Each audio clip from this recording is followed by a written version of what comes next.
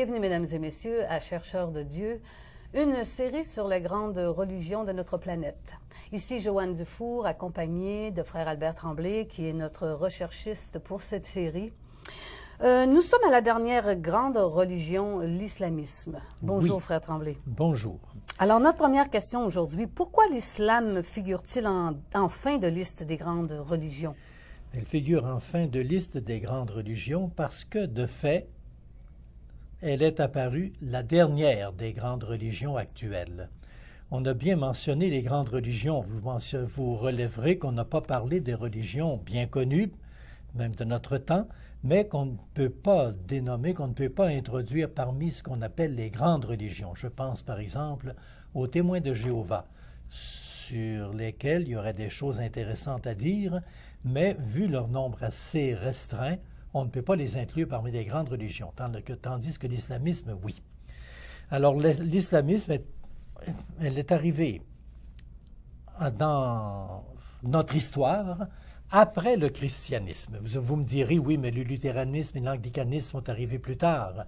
Oui, mais le luthéranisme et l'anglicanisme sont des branches d'un christianisme, mais tandis que l'islamisme est une religion, bien qu'elle se rapproche du judaïsme et du christianisme, elle s'en distingue suffisamment pour qu'on la traite d'une façon tout à fait distincte. Et frère Tremblay, quand naquit l'islam? Bon, l'islam naquit à une date précise, 622. En 622, Mahomet, qui avait déjà commencé à présenter une religion qu'il disait inspirée et qui déjà quand même avait quelques adeptes et avait des problèmes dans la ville où il se trouvait, la Mecque. Et à un moment donné, bien, pour être plus à l'abri de des persécutions, eh bien, a déménagé ses croyants et lui-même vers une autre ville, Médine, et cette transplantation, ce passage de la Mecque à Médine s'appelle d'un nom particulier, l'Hégire, et c'est à cette date-là qu'on mentionne la naissance de l'islamisme. Et là, si on parle de Mahomet, je vous demanderai qui est Mahomet? Bon, Mahomet, d'abord, c'est le fondateur de l'islamisme. Mais si j'étais un bon musulman, eh bien, je vous dirais que Allah est grand et Mahomet est son prophète. Alors, Mahomet figure pour les musulmans à la tête de tous les prophètes de l'histoire de l'humanité. Et Mahomet se présente d'une façon très claire, très persuadé également de sa dignité, de sa grandeur. Il va parler de Moïse, comme on le verra, il va parler de Jésus, qui sont des grands prophètes, mais lui est le plus grand. Et en résumé, on peut dire ceci, oui, Moïse a reçu une révélation, mais les Juifs ont été infidèles. Jésus a reçu une révélation, il a été un prophète, mais les chrétiens, disciples de Jésus, ont été infidèles. Alors Dieu, Yahvé, Allah, alors a choisi Mahomet, son grand prophète, pour une révélation définitive, et celle-là, personne n'aurait le droit d'en toucher un iota. De fait, le Coran, qui est le livre de cette religion-là, est un livre sacré dont on ne peut changer pas même un iota. Et c'est l'origine de l'islamisme. Et on dit que Mahomet, là, ne présageait rien d'un prophète. Non. Quand on regarde Mahomet dans sa naissance et puis son évolution, sa profession, non, il n'avait rien qui laissait présager un grand prophète. D'abord, premièrement, sa profession était toute simple, c'était la profession des Bédouins dont il faisait partie. La Mecque se trouvait sur un chemin de transition entre l'Orient et l'Occident. Beaucoup de caravanes passaient par là et des gens, donc, s'étaient spécialisés dans l'accompagnement des caravanes, dans également le maquillonnage des animaux, des chameaux et tout. Alors, c'était tout simplement un caravanier. Et il fut cela jusqu'à l'âge de 25 ans. Et voilà qu'à cet âge-là, une commerçante de veuve, déjà âgée de 40 ans, le remarqua et l'épousa. Et dit-on que ce mariage entre, le nom de sa première épouse, que je savais déjà, ne me revient pas. Alors, ce mariage-là, entre cette veuve de 40 ans et Mahomet, fut un mariage heureux et fidèle. Et puis, c'était une riche commerçante. Alors, la profession de Mahomet, donc, ça en a été un peu changée, et Mahomet a été un peu libéré des préoccupations temporelles. Et c'est là qu'il commença à se croire inspiré et à sentir le besoin peut-être d'orienter ses concitoyens vers une pratique religieuse qui les unirait davantage. Et c'est comme ça qu'a commencé le Coran. Et Mahomet a également prétendu qu'il recevait la visite personnelle de l'ange Gabriel qui lui dictait le mot à mot de ce qui devait devenir le Coran. Et Frère Tremblay, après sa mort, l'islam se répand très rapidement. Là, on dit non sans violence. Là. Oui. Bon, après ce qu'on a appelé l'hégire, Mahomet vécut encore 10 ans. Donc, 622 à 632, époque de sa mort. Puis on inclut la violence un peu dans la propagation de l'islamisme, et je pense que c'est là un trait d'histoire qu'on ne peut nier. Cependant, il ne faudrait peut-être pas en faire peser la responsabilité sur Mahomet, parce que de fait, Mahomet, de son vivant, fut beaucoup plus un habile politicien qu'un bon guerrier. Lorsqu'il y avait des choses, des problèmes là, à régler entre sa famille religieuse et la famille de la religion de l'époque, ça n'a pas été tout seul, Mahomet n'utilisa pas la violence, du moins très très peu. C'était plutôt un politicien. Quant à ceux qui l'ont succédé, on ne pourra pas en dire autant. Donc Mahomet, pendant 10 ans, a organisé sa religion et il a reçu des révélations en permanence de l'ange Gabriel. Et dans ces révélations, eh bien, comme on y reviendra un peu plus tard, eh bien, évidemment, on n'oubliait pas les prophètes qui avaient précédé. Moïse et Jésus figurent dans le Coran et même y occupent une place assez importante. Alors, ce qui fait que le Coran est un document assez étrange, assez composite et aussi abondant. C'est un gros document, presque l'équivalent de la Bible.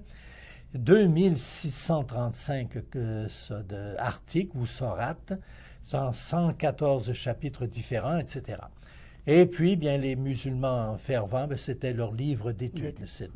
Quant à Mahomet lui-même, bien, on prétend qu'il était lui-même un illettré. Alors, ce n'est pas tout à fait la caractéristique d'un prophète, mais enfin, il pouvait recevoir cette documentation, cette révélation de Gabriel, quitte à ce que tout soit enregistré par des secrétaires. Et aujourd'hui, là, où en est-on? Bon, aujourd'hui, bien, on en est à ceci que l'islamisme se trouve, après le christianisme, la religion la plus nombreuse sur notre planète. Alors, elle est née en Arabie, une région peu peuplée, mais après la mort de Mahomet, cette religion-là s'est répandue très, très rapidement, et j'allais dire surtout par les armes. Et les Arabes, eh bien, ont commencé par faire la conquête, pénétrer dans les pays voisins. Le nord de l'Afrique a été très rapidement conquis, et le nord de l'Afrique était une église catholique très bien organisée et très fervente à cette époque-là. Il y avait plus de 100 diocèses au nord de l'Afrique au moment de l'islamisme. Et ensuite de l'Arabie vers l'Asie mineure, et ensuite de l'Afrique, on est passé vers l'Espagne. Et vers le milieu du 8e siècle, eh bien, les armées arabes étaient rendues en plein centre de la France, à Poitiers, où ils furent arrêtés par Charles Martel.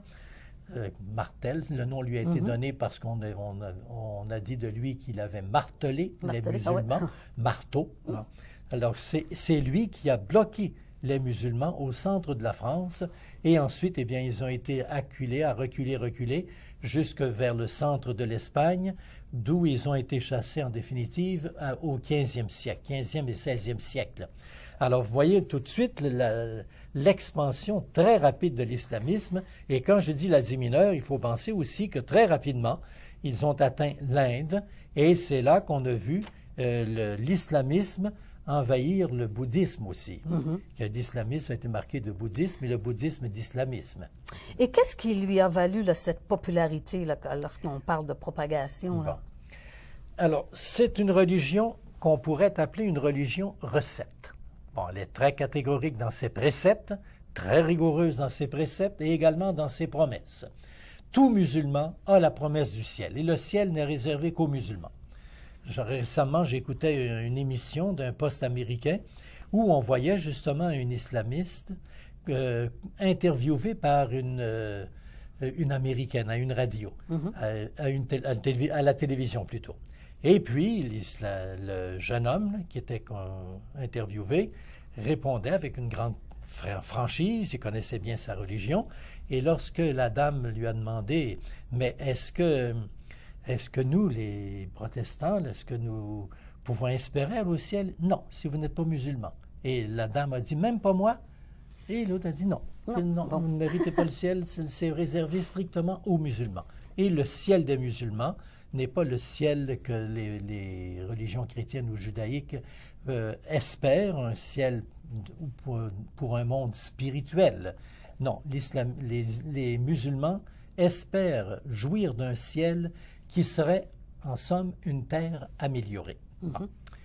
Et on parle aussi des 5 préceptes de base. Bon, justement, que j'ai mentionné tout à l'heure que l'islamisme est plutôt une religion recette, beaucoup plus sur « sois fidèle aux pratiques qui te sont demandées », on insiste beaucoup plus là-dessus que sur la conversion intérieure. C'est une tentation de toutes les religions. Puis il faut bien admettre que même notre religion catholique, à nous, a été soumise pendant une période de son existence un peu à cette mentalité-là. Bon, vous allez à la messe le dimanche, vous êtes un bon chrétien. Peu importe ce que vous faites après, peu importe votre comportement après, si vous êtes charitable envers votre voisin, si vous menez une vie familiale vertueuse, ça c'était moins important. Si vous êtes honnête, moins important, vous allez à la messe le dimanche, mais ça va, vous êtes sauf. Alors la religion islamique est malheureusement basée surtout sur, je dirais, ceci. Et il y a 5 préceptes fondamentaux. Eh bien, si vous faites ça, ben, c'est automatiquement le ciel pour vous. Et parmi les préceptes, eh bien, il y a la prière 5 fois par jour, à des heures précises.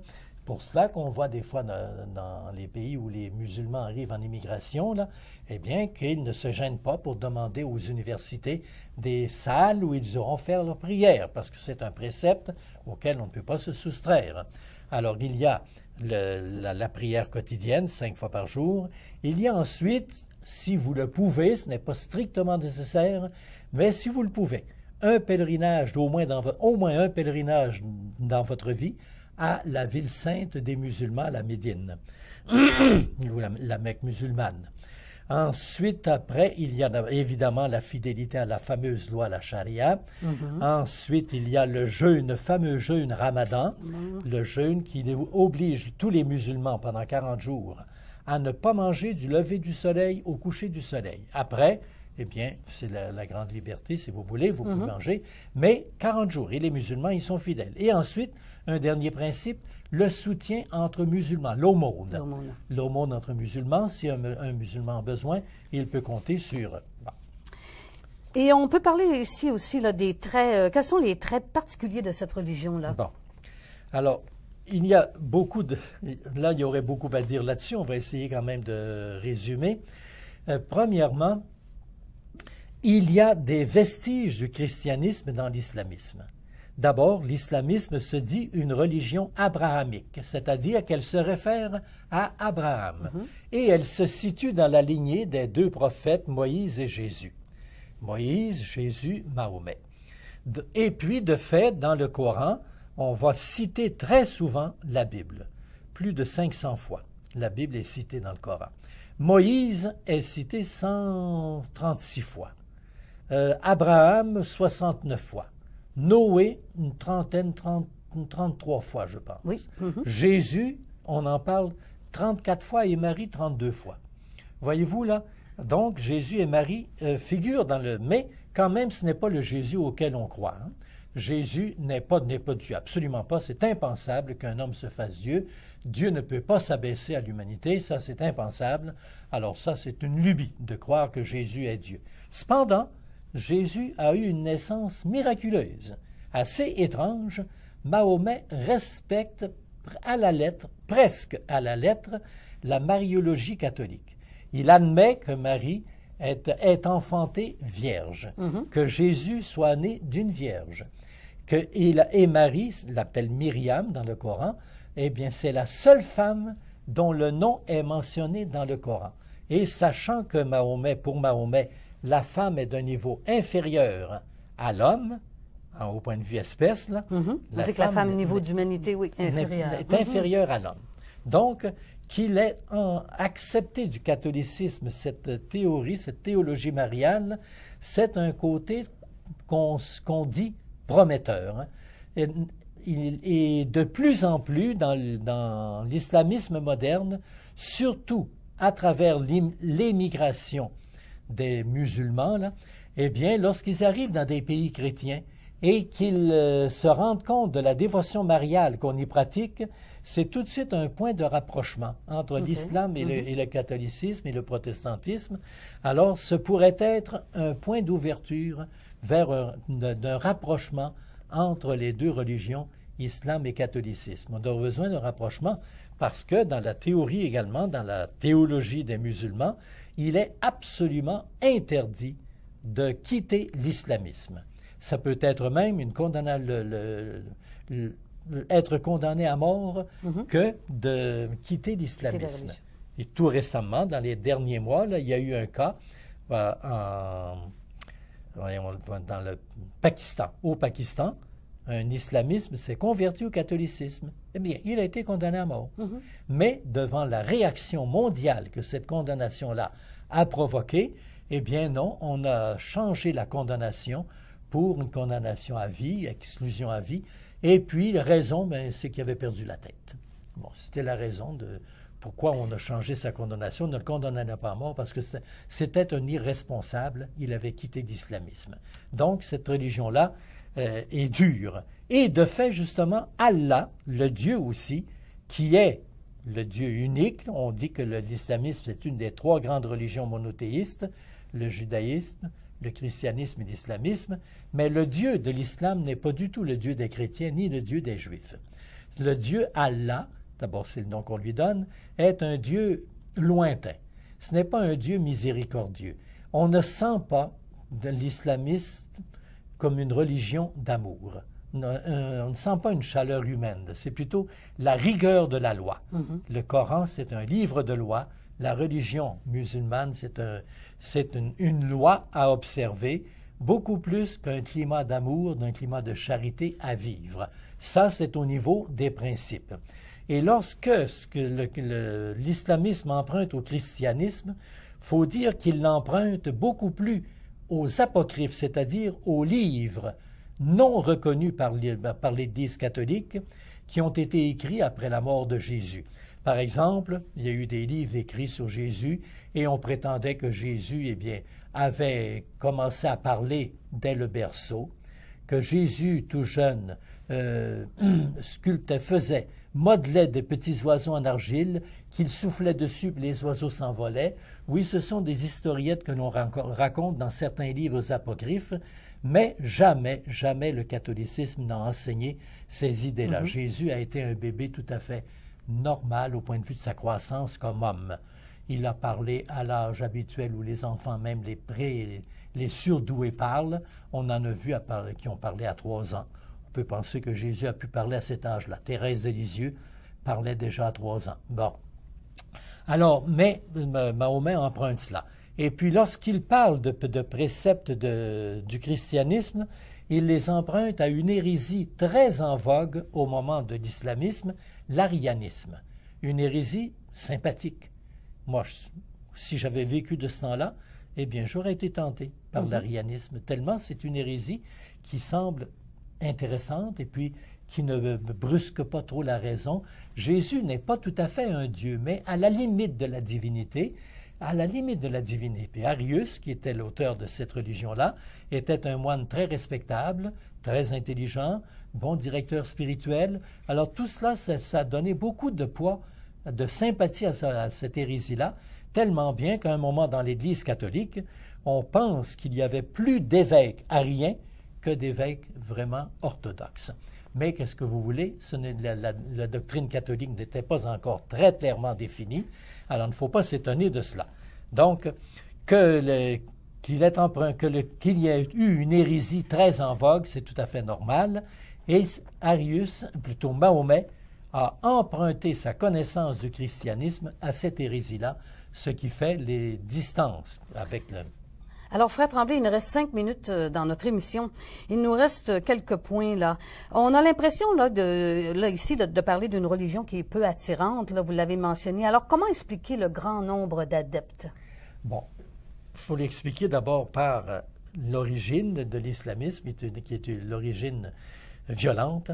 Bien souvent, dans les récits du Moyen-Âge, lorsqu'on voit les armées islamiques se promener à travers le monde, c'était la théorie du « crois ou meurs ». Alors, ils imposaient leur religion, d'autant plus que c'était une religion, encore une fois, très nette, très claire. On savait très bien que Allah est grand, Mahomet est son prophète, il faut prier 5 fois par jour, faire le carême, et puis après ça, le salut est assuré, parce qu'il n'y a pas de... on n'a pas une notion du salut comme dans le christianisme, où il y a une certaine crainte. Bon, mon salut, oui, très bien, le Seigneur me l'a mérité par sa passion, mais quand même, je dois l'accueillir, je dois vivre pour mériter de profiter de ce salut-là. Tandis que pour les musulmans, eux, c'est déjà garanti que le ciel est pour eux. Bon. Alors, c'est une religion qui a ses côtés encourageants, et ensuite, elle se propage aussi très vite. Elle se propage vite. Les musulmans peuvent avoir jusqu'à 4 femmes. Et de ce côté-là, Mahomet n'a pas été tout à fait un modèle. D'après les différentes biographies, on lui prête de 9 à 20 femmes. Paraît-il qu'à sa mort, il a laissé 9 veuves. Alors, il y a une descendance nombreuse. Et puis, bon, assez aléatoire aussi. Alors, beaucoup de gens prétendent se situer dans la descendance de Mahomet, dans la descendance plus ou moins directe de Mahomet, et justement l'Église islamique, la religion islamique actuellement est divisée en 2 grands courants, les sunnites et les chiites. On les voit se chicaner actuellement au sein de l'Irak, sunnites et chiites, qui justement, eh bien, les sunnites se disent descendants de telle branche de Mahomet, les chiites de telle autre branche de Mahomet, et ce qui fait qu'entre eux, ils ne s'entendent guère. Et Frère Tremblay, pour cette dernière minute là qu'il nous reste, là, on voulait parler un peu là du phénomène providentiel. On parlait, vous avez mentionné religion, recette. C'est vrai que, de fait, on peut se dire, mais enfin, cette religion-là ne donne pas beaucoup d'attirance. Il n'y a pas beaucoup de... Pourtant, il faut faire attention. Vous avez parlé d'un mot providentiel tout à l'heure. Moi, je crois effectivement que la venue de Mahomet, sa religion, c'est un événement providentiel dans l'histoire de notre planète. Bon, sa religion est prête à critique à beaucoup de points. Il ne reste pas moins vrai que ceux qui la pratiquent de bonne foi sont de véritables chercheurs de Dieu. Et en terminant, je voudrais justement citer sur une petite anecdote, un petit souvenir personnel. Je me suis trouvé à un moment donné à l'aéroport de Paris, à côté d'une jeune dame dont j'ai deviné tout de suite qu'elle était nord-africaine. À la couleur de sa peau, elle était bien mise, et puis j'avais mes yeux à ce moment-là, puis je pouvais m'apercevoir que c'était une belle jeune dame. On a dû passer 4-5 heures l'un à côté de l'autre, parce qu'il y avait une grève perlée dans l'aéroport, mais sans parler. À un moment donné, quand même, la conversation s'est engagée. Et puis, j'avais mon petit insigne ici. Bon, ah, vous êtes un prêtre catholique? Je dis oui, je suis un prêtre religieux, n'allons pas entrer dans les détails. Bon. Non, Frère Tremblay, reste une seconde. Vous-même, est-ce que... Non, moi, je suis musulmane. Ah, bon. Et puis, je sais que vous êtes dans la période du Ramadan actuellement. Il dit, oui, voici. Vous avez remarqué que je suis un peu nerveuse, c'est parce que dans 2 heures, je vais pouvoir manger. Alors, à ce moment-là, si vous êtes toujours à côté de moi, je vous demanderai de surveiller mes bagages pendant que j'irai manger. Je le ferai volontiers, madame. Puis là, j'ai commencé à, pas la taquiner, mais enfin, tu c'est bien beau le Ramadan, mais une fois que le soir arrive, là, eh bien, oui, là, il n'y a plus de jeûne, là. Oh, attention, Un bon musulman ne se conduit pas comme cela. Si lui a beaucoup à manger, que son voisin souffre de la pauvreté, il va partager avec le... Et puis, bon, après, très bien, voilà, ça ressemble à notre religion catholique, c'est la charité. Et puis, bon, la conversion s'est prolongée. Et puis, je me suis rendu compte que cette jeune femme partageait avec moi les mêmes valeurs religieuses. Toutes les mêmes valeurs religieuses. Tellement bien que je n'aurais pas levé le petit doigt pour la convertir au catholicisme. On honorait le même Dieu. Alors voilà pourquoi, à travers l'islamisme, à travers une religion qui peut avoir ses défauts, il faut être sûr qu'il y a des saints, qu'il y a des gens vertueux, qu'il ne faut pas juger l'islamisme par les kamikazes. Merci, Frère Tremblay. À la prochaine. C'est ainsi que se termine l'émission d'aujourd'hui, mesdames et messieurs. Merci d'avoir passé cette demi-heure avec nous. À la prochaine. Au revoir.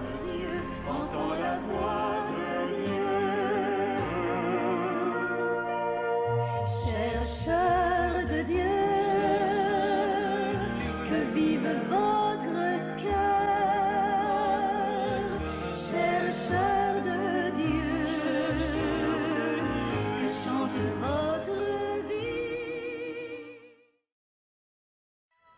Pour protéger les forêts, la SOFEU fait très souvent appel aux avions-citernes qui utilisent l'eau des lacs et des rivières pour éteindre les incendies. Si vous vous trouvez sur un plan d'eau et que vous apercevez un avion-citerne en approche, restez à une distance raisonnable et évitez de rester dans l'axe d'écopage de l'appareil. De cette façon, vous pourrez poursuivre vos activités normalement tout en permettant au pilote de puiser l'eau en toute sécurité. Si cet été dans vos activités, soyez prudents et faites votre part pour la protection des forêts.